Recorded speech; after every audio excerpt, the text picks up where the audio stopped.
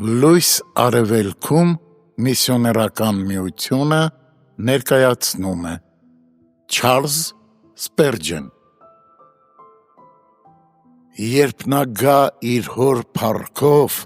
սուրբ հրեշտակների հետ, Մարկոս 8:38։ Եթե մենք մասնակից ենք եղել Հիսուսի ամոթին, ապա կբաժնեկցենք նաև նրա լուսափայլ փառքը, որով նա շրջապատված կլինի, երբ վերադառնա։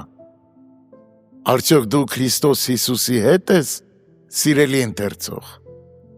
Արդյոք դու կյանքով կապված ես նրա հետ։ Եթե այո,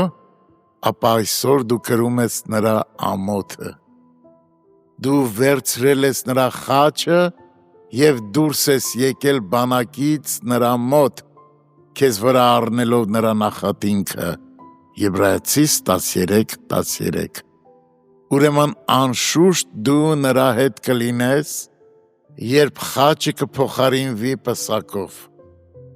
Բայց քննիր քո անձն այս երեկո, եթե դու վերստին ծնունդով չես միացել նրան,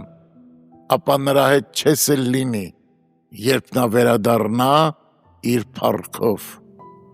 Եթե դու հրաժարվել ես ներկայումս նեղություններ կրելուց նրա անվան համար, ապա չես էլ փորձառի այն կատարյալ ուրախությունը, երբ թագավորը կգա իր սուրբ հրեշտակների հետ։ Ինչ, միթե նա հրեշտակների հետ է գալու։ Այո, սակայն բնավ հրեշտակներին չի օգնում, այլ Աբրահամի սերնդին, Եբրայեցիս 2:16։ Եկ, մոտեցիր, ով իմ անձը, եթե դու իսկապես նրա սիրելին ես, ապա չես կարող հեռու մնալ նրանից։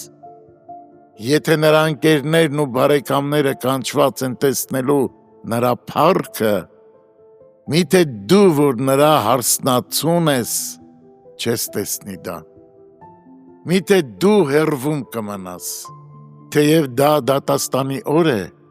սակայն դու չես կարող մոտ չլինել այն սրտին, որ անգամ հրեշտակներին է մոտեցրել իրեն, իսկ քեզ մեկացրել է իր հետ։ Ով իմ անձը, միթե նա չի ասիլ քեզ, ես քեզ պիտի նշանեմ իմ համար հավիտյան, և քեզ պիտի նշանեմ ինձ համար արդարությունով և իրավունքով և ողորմությունով և գթությունով, Ովսե 2:19։ Եթե հրեշտակները, որ պարզապես ընկերներ ու բարեկամներ են, նրա հետ են լինելու, բոլորովին ակնհայտ է, որ նրա հավանածը, որի մեջ է իր հաճությունը, Եսայի 62:4, իր կողքին կլինի